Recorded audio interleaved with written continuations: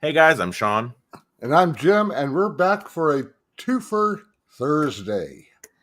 Okay, doesn't sound as good as two for Tuesday, but what the hell. And as always, please hit the like button. Help out Sean's retirement fund. Anyways, so today we are going to show off our barbecue sauces. I think Jim and I have very different approaches to our barbecue sauce, Yes. and I am really excited to see the differences here. I'm expecting to see, and I don't want this to sound like a knock because it is not a knock. Okay, what I'm expecting to see is the comparison being one sauce being a lot more subdued and one being a lot more bold. That's what I'm expecting to see. That is typically what you guys see out of us in general. What One I'm being a little expect bit more subdued, one being much more bold. what I'm expecting to see is something that's a little bit more is a difference in philosophy. That too. But again, you could say that those stylistically, one of them being a little bit more bold and one being a little bit more subdued. Yeah. And by the way, people, And again, that's not a knock. when it comes to barbecue, if it tastes good, It's it's right. not wrong. Exactly. If it tastes good, it's right. Period. Unless it makes you sick. Well, I've never done that to anybody yet. I haven't either. Let's get into it. We Unintentionally. we did my pork first, so let's do Jim's sauce first. Again, guys, if you like this video, like it. If you want to see more, subscribe, hit the bell so you get all notifications. And if Just you wanted to get that enjoy out of us, the way. and if you just enjoy us giving each other a ration of crap, hit the like and subscribe.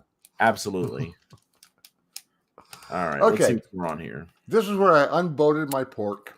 It'd been in the smoker for about 6.5 hours at this point, uncovered to hit 163. Then I put it in the boat to capture all of that beautiful juice. You can see the bark I got on it.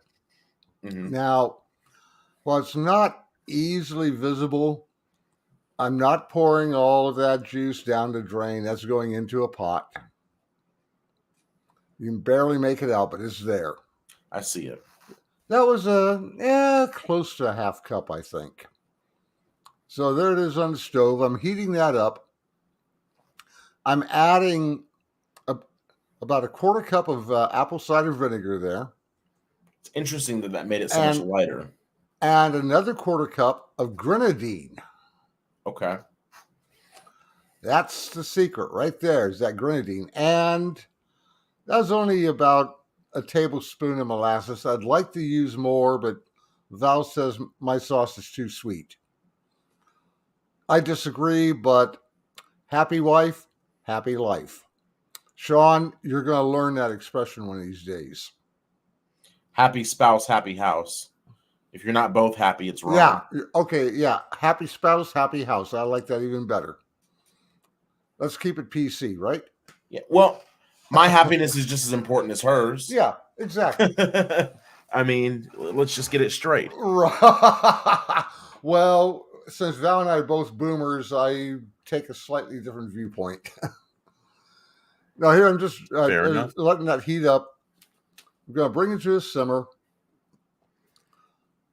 It did need a little bit of salt. Okay, salt makes sense. I'm going to taste. I'm going to test it for taste here. And Tabasco, of course. Got to add that in there. Normally, I would add more of my rub into it. Okay. But I didn't have any more rub left. So, what can I say? But it still tasted good just like it was. And once again, the base is all of that juice. Now, I got the simmer. It's not thick like I want. Now, I could reduce it, but I didn't want to lose the volume. So, I made a cornstarch slurry. Okay. And let that thicken it up. And you can see here in just a couple of minutes, a time lapse, you can see it thickened up nicely. And the reason I like this sauce is it has all that pork flavor. Mm-hmm. that's been enhanced with the vinegar and the pomegranate. And of course, now it goes on to the sandwich. This is a little bit thin for me. I will confess, you pointed it out during our pork video. This is a bit on the thin side for me. Yeah, it's But very on the thin side for me. I like a but very, very thick. but all of the flavor is there. And to be honest, we were all fucking starving at that point. Yeah, I'm But I'm very, very picky about my sauce's thickness because like I'm a texture eater. A lot of like really a lot of, and I know this is gonna sound very cocky, but a lot of really good cooks are texture eaters. Flavor matters, but not nearly as much as it feeling right in your mouth, right? Like true. But the sauce, a sauce doesn't have that much texture, and that does depend on the sauce. Mine actually has quite a bit of texture. well, yeah, it depends on the sauce and the dish for that matter. But in this case, it helped put all of that beautiful pork goldness, goodness back into it, along with some extra flavor, and that grenadine adds a tartness to it that vinegar can't match. It was just that, and of course, Tabasco. I would normally also add some cayenne, Mm-hmm. but again, I got to keep Val's preferences in mind too. For sure, that is But important. but overall, a sauce, especially a barbecue sauce, should not hide the meat. It should enhance the meat, and I fully agree with that. and that's why I collect all that jus from the meat and use it to make my sauce from scratch each time. I don't try to make it up ahead of time. Right, whereas mine is very, very different, but we'll get into that now. Hey guys, I'm Sean with Cross Country Food Wars, and this video is going to be about making barbecue sauce. It's to accompany the video on pulled pork that I'm also making right now. I've already started out by starting to saute the onions here ahead of time just to save some time. I assume a very fine dice. I'm going to get some garlic in. Chunks, small chunks. And we're just sweating them a little bit. Well, onions can liquefy almost when they're diced. It doesn't matter. It doesn't matter. It's all going into a blender. Saute some garlic onions. All I'm trying to do is get some caramelization out of it. The natural sugars out of the onion right now. Yeah. It doesn't really matter how big or small they are right now, but I did dice them. You know, sometimes I add cinnamon to my sauce, sometimes some garlic powder and onion powder, but that time I just went straight. And this, just pure and barbecue simple. sauce is not a long-holding barbecue sauce. It's good for a few days, okay? Yeah, mine's good for one day. Ingredients. Mine will last about a week, week and a half, and then you got to Can't hold toss this it. forever. Mine can last. Fresh pineapple. Pineapples? Yeah, if I'm lucky, mine will last overnight. But you know why? Because of the juice. Yeah. And the pineapple will last a few days, about a week, week and a half. I like the pineapple. It serves the same purpose as pomegranate in mine. Of our barbecue sauce. What's going to happen from here is this is going to cook together for a little while. Then we're going to come back at our liquid materials here, and then we'll blend them up, and we'll have our barbecue sauce. See you in a few minutes. Okay. Okay, guys, so these have been sauteing for a little while. And so now it is time to go ahead and add our liquid ingredients. Those liquid ingredients are going to be ketchup. Ah! Yep, I do use a ketchup-based sauce. Worcestershire is okay. Though I like that on beef better than pork. Apple cider vinegar. Gotta have vinegar.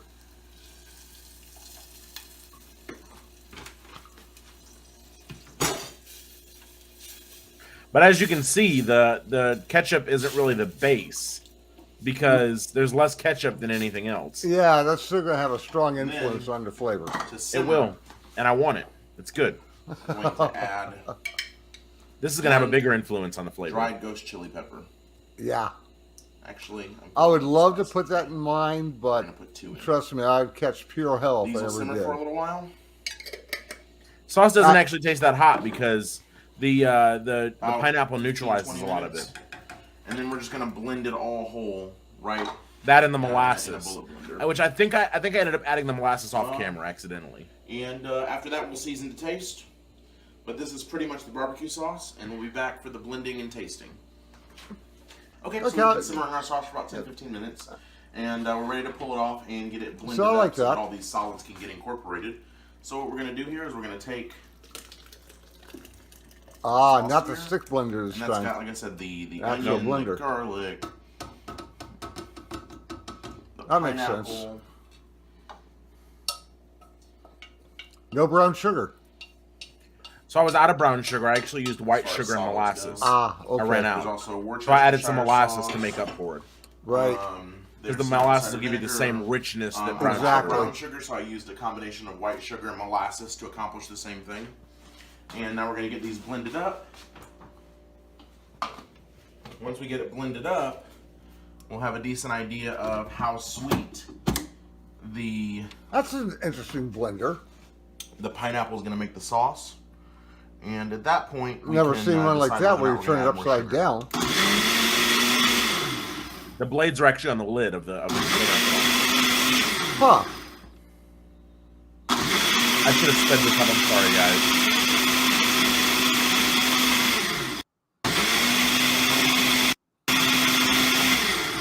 I skipped ahead a little bit. Yeah.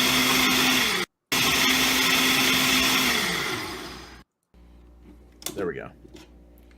Interesting. I've never seen that. Yeah, when I open this, you'll see the blades. Oh, okay. See the blades? Yeah. And we're just gonna grab a quick taste here. It's a different looking sauce for sure, isn't it? It's very, very orange. Yeah. Let's say mine is definitely Carolina-based, or Carolina-style That's awesome. sauce. South Carolina. But we're gonna add a little more sugar. That's really spicy. Like I said, Carolina style. So are you saying, are you invalidating North Carolina? Are you just saying they don't matter in North Carolina? Well, people of South Carolina would say that. We're just gonna... You're not from either place, so you should be respected. No, but I lived in Virginia long enough that I didn't care for North Carolina that much. I know it is. We added some more sugar. Yeah. It was too hot. It was very, very spicy at that moment. Yeah. Yeah, mine wasn't spicy this time. I actually do make it spicy, but I said for the last year or two, I've had to tone it down a bit. Want to taste that? Not yet? Okay. All right, so. So that is our barbecue sauce. It's fruity, it's spicy, it's sweet, it's savory. It's everything that you want to go with your smoked meats. Yeah. Nice, fruity, sweet, spicy, smoky, everything is perfect. And we're going to put that together with our pulled pork sandwiches for our other video. And yeah, that's my sauce. Which we have made. Yes. Nice, simple, to the point. Okay. Yeah, mine, I'd like to think I got the fruity in there too. I mean, that's what the pomegranate does. Yeah, the pineapple is a bigger blast than just some grenadine, though. I will say that for sure. Yeah, actually, I might try that. I might steal that and try some pineapple in there. Try the whole recipe, man. Try it. Like, just make it. Well, actually, what I'm thinking, it only takes a few minutes. Well, what I was thinking is, if you want to make it paprika. If you want to make that sauce and you don't have ghost chilies on hand, you can sub chipotle would work in there, or some jalapeno would work in there. I would actually go a habanero. Yeah, I would go habanero because that's a very sweet sauce that I'm making there with a pineapple base, and the ketchup too. Yeah, and that's the problem I would have is that'd be too sweet. For Val's taste. The heat fixes it, but only if you can handle the intensity of a very sweet and spicy sauce. It's both. It's a lot of both. That's why I said like. Right, and as you notice, I went really easy on my molasses because I had to hold back the sweet. So it was exactly what I predicted it would be. We had one sauce that was much more subdued and subtle. We had one sauce that was very bold and just punchy. Yeah. Now, what would be interesting is to hear. Tell me though, do you feel like that's correct? We had one sauce that was Yeah. very subdued and one that was very, Oh, I agree. smack you in the face with flavor. Yeah, but what I would think would be interesting for us for both to try that and for our friends to try it and see. Let's say, to me, a sauce should enhance the meat flavor. Yours, to me, well, it sounds delicious. Don't get me wrong; it sounds delicious. I think it might tend to overpower the meat a tiny bit. It doesn't though, because the rub on my pork is also very bold. And also, and I press it in, so there's so much of that rub in there. That pork is it's punchy on its own as well. No, the sauce, and also, I mean, frankly, it depends on how much sauce you put on there too, right? I put a couple little spoonfuls on. That doesn't overpower the pork. If I drenched it in there or poured it in the bowl and then mixed it up, then it would overpower it because it'd be too much sauce. But quantity matters. How many times have you gone to a barbecue restaurant whose idea of a barbecue ham sandwich is to take some sliced ham and drench it with barbecue sauce? I've never had a barbecued ham sandwich. That sounds disgusting. It's delicious when it's done right. Ham does not belong with barbecue sauce. I'm sorry. No, a proper barbecue ham sandwich is delicious. Pulled pork, yes. Barbecue ham, no. That shit out of here.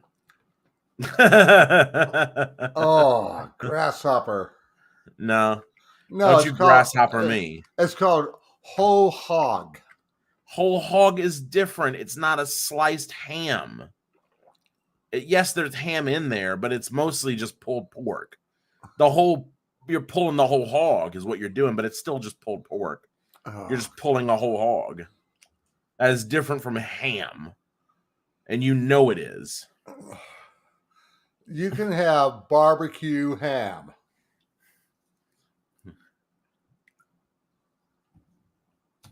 Anyways, I think that we had very different philosophies on sauce.